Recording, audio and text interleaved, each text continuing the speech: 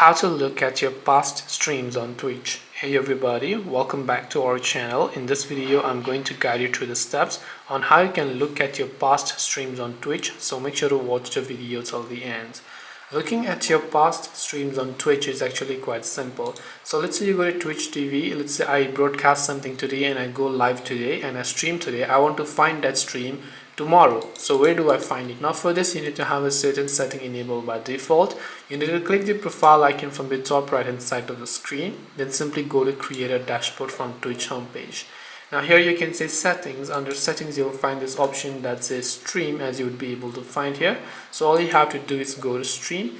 Now you need to make sure to turn on this setting called store past broadcast. Now when you turn this on, it will automatically save broadcast for up to 7 days for a normal user.